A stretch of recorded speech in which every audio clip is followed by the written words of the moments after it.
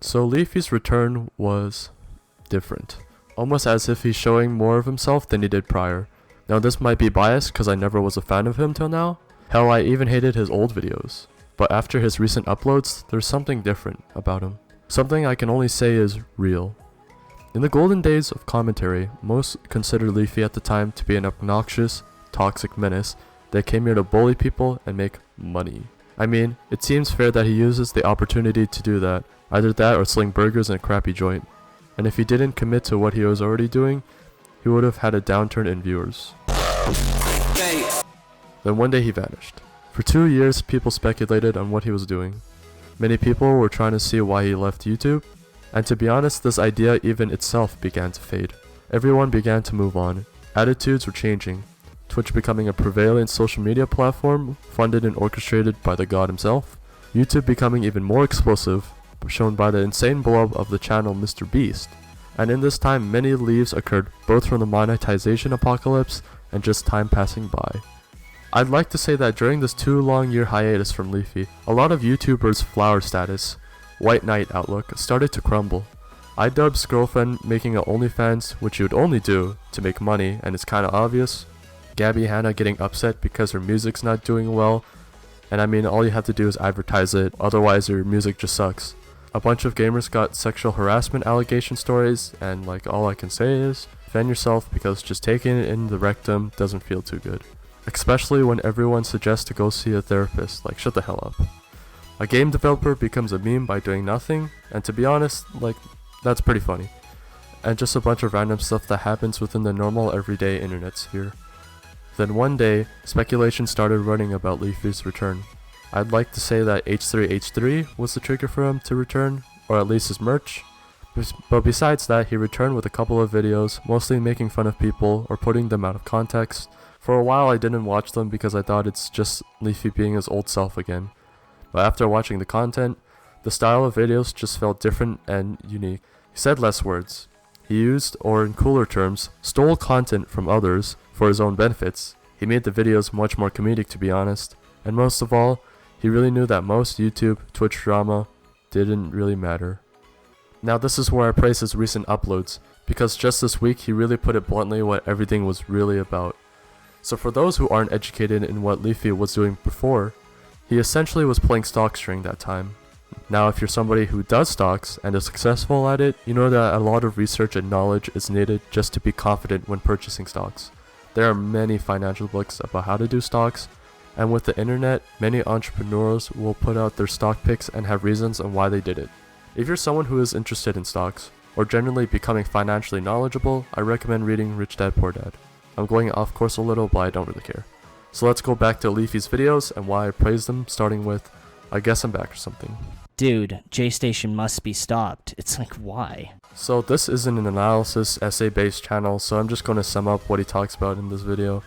To start, he talks about why he returned, and I mean, people saying, oh, Leafy come back. I would love to see Leafy come back and try to exist in the landscape today. He then goes on to talk about why he kind of liked making videos and why he did it. So I mean, if you take inspiration from it or felt the same way as Leafy, good for you. I just want to say that just me saying this kind of shows how more open Leafy is, and I kind of see just how some might see YouTube as a game. Like Leafy likes to grind, sort of how a RuneScape player likes farming bosses. And I think a lot of people don't talk about this sort of thinking, and I think it could be beneficial. If I could see exercising as a sort of game where I get rewarded for doing it, straight up I'm gonna be grinding that. I went off a bit, but after Leafy then talks about the mindset of YouTube. Now I think that's kind of important to know that generally Leafy is able to give up certain things and just relearn the stuff again. And from that he kind of realizes just how to get back into his content. But he adds a little more onto it. Further in the video he talks about the disconnection with YouTube he has, and it's pretty refreshing to hear Leafy not care and know it doesn't matter. From his boring laser vision into stocks to... And he's kind of been one of the focal people in this entire Dr. Disrespect debacle, if you will, when it comes down to, he apparently knows what happened, but he doesn't really want to come out with it yet. First off, because, I mean, it's a very sensitive subject. Can be a big disconnection, and to me it kind of started giving me respect for the guy. Like he wasn't some kid who worked a 9-to-5 office watching streams on the side to pass time. He was some guy who's dedicated to the work, knows well what really matters, and truthfully tells it to us. And afterwards, he does some comparisons with stocks and YouTube and finalizes the video with a resolution of change from being so deep within the drama to just being that person looking at it and just having a good time. Overall, this video felt promising towards his upcoming uploads, and I didn't anticipate one of his more important uploads, rather the one that really tells what kind of person Leafy is. How I made 100k before YouTube, or as I see it, learning to be the boss, really shows how inexperienced and skilled Leafy is. For one, it's pretty hard to create a Minecraft server, get many people on it, and produce enough money when it was essentially during the hype of it all. And two, it was when Leafy literally had nothing to start it up with. Now this more talks about his Minecraft server story, maybe how his success translated into YouTube, and just in general how knowledgeable Leafy is when running a business. It's no wonder why he does merchandise, even though to be honest he should have done it faster, but just his actual skill of maintaining a Minecraft server really shows his abilities as a business person. Combine his business knowledge and social media leverage, and you have yourself a volatile and dangerous commentator. If you want the videos, links in the description, but in this next two videos, we get to see something tactical, wholesome, and generally some of Leafy's best videos now. Content nuke, Pokimane. It's controversial, I get it. From the Sims to the mob audience, it's obvious that Leafy wanted to join the train of drama, but not only did he want to add on to the drama, he also wanted to F Pokimane in as many ways as possible. Quick overview, Leafy says her content's boring, she's super self-conscious of her image, she doesn't like her videos to be taken, and I mean she uploads like 20% of what she streams. She's delusional, she's manipulative, she's cruel, and she's ugly. What do I think? I mean, I'm gonna be straight honest with you, Leafy is just more correct. His video really debunks Pokimane as a person rather than a figure. Leafy really had to put her down to earth, and I think that's cool, that's unique. The Sims were like mental hospital patients. Pokimane was Nurse Ratched and Leafy was McMurphy. He just wanted them to see that there are better things to do, better content, and a couple of people probably catched on. Now for those who defend her, I'll be making some videos on that. But for now, this video really shows how much clarity he's gotten, and I think it's something that he never really had before in his older videos. He backs up his speculations with reasonable evidence. He forces people to think by creating rumors on Pokimane with hashtag #PokimaneBoyfriend. And finally, he literally tells the audience that there's much better content than top streamer reacts to. I think this video is more positive than negative, and is really just a message to her saying, make you and your content better. I'm at this part of my script reading it, and like this content nuke on Pokimane could just be a Leafy being Leafy, and nothing would have changed. But I don't know, something feels different.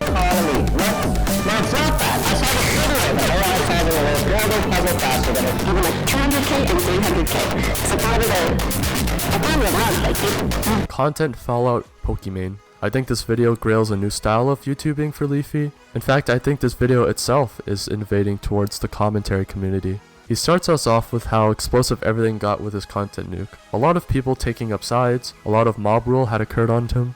Like, he's not showing someone getting shot in the head for monetary gains, he's just making a point. A lot of virgins getting really tight with Pokimane, like even more tighter than ever. His point then goes on to talk about how most of the Twitch streamers get riled up about Leafy's comment on it, speculating that most streamers got big mad because he titty twisted on the tier 3 subs in that video, which is really how they make money. Consequence is having his content nuke be demonetized. And I mean, you can't really fix that. He talks more about tier 3 subs, saying how buying the tier 3 isn't gonna get them the Pokebean, and just a quick talk on how actually big hashtag #PokimaneBoyfriend got on Twitter, hitting US records. This next part I think is my favorite. He talks about the reason why streamers are backing up Pokimane, and straight up, he comes in with saying it crystal clear. I think it's pretty interesting and cool in its own way that all of the Twitch personalities and streamers all look out for each other. It's pretty obvious why, because it's all in their active self-interest to not be for a video like this. It's all in their active self-interest to not be for the video like this. Self-interest. I don't think he could bully a group of people more harder than just stating the facts. The important thing from this is just how fine-tuned his content now. Like before, he would probably just talk about a single individual and their fan base, and most of the time he wouldn't be putting anything else on the table. But now his content really encompasses an entire community of people, and just disses on their desperation and facade. I think this video is something to note for anybody who wants to become a commentator or better thinker, and I believe this is by far the video that inspires me to really think, what's the other side thinking about? And just give in to the realization that being selfish is not all bad. Then after he gives a contrast between Twitch and YouTube, where the Twitch community defends themselves, but when it comes to YouTube, it's like a bandwagon on who to gun down next. This video really shows how speculative Leafy is. From instead defending himself to the fullest, he knows his words damage others and it's fair game for him to face similar consequences. But it doesn't stop there.